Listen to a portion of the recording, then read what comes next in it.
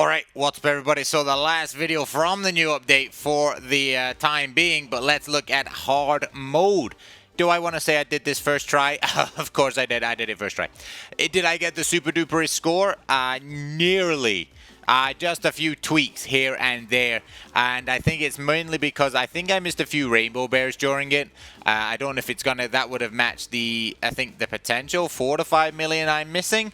However, I think it might give me an extra, like maybe a milliones or so. So keep a close eye on where I missed them, and hopefully you can rectify it in your runs so you can get those higher scores than I. So we're going to be using the Wreath Treasure, the Wreath Bell Treasure, instead of the Plasma Ball. Now I have run this, as I said before, in normal mode, thinking like, oh, maybe, you know, a bit of a cheeky switch out right there, but no. I actually got 1 or 2 million less in normal mode, so definitely stick with the Plasma Ball for the time being, unless there is a trick which I missed, but yeah.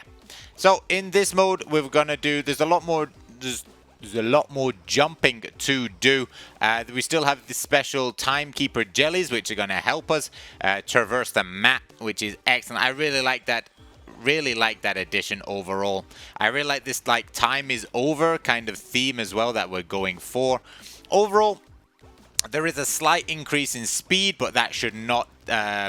That should not worry you at all. Remember to keep double jumping during the main skill. We have the compass on, so just go absolutely mental and to try and drag the bears in. There is one bear missed. I reckon that one might be quite difficult to get and then to fall onto the two below. But it might just take a little bit of practice. However, I don't think it's the end of the world if you do miss that one. It's going to be very tight, and it's going to be a very accurate jump. And you might spend a lot of time just to collect one rainbow bear, which is not going to give you 5 million points. It's going to give you, what, like 200,000 or so? So, I mean, if you can get it, hey, you're 200,000 points in the bag right there.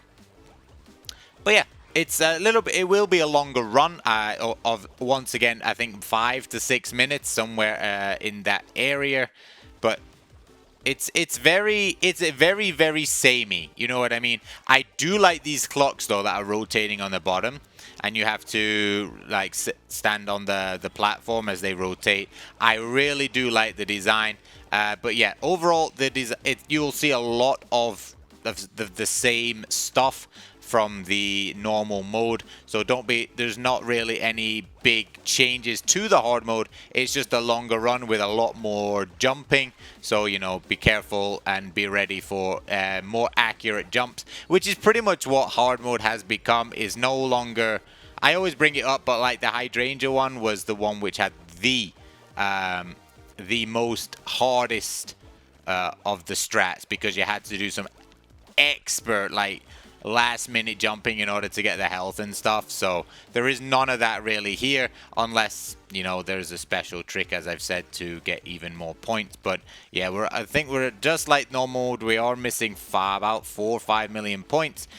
Unfortunately, on the hard mode, there is nothing in the middle, so that last jump coming into bonus time might be a little bit difficult because there's only one at the top, one at the bottom, but you should be able to hit it.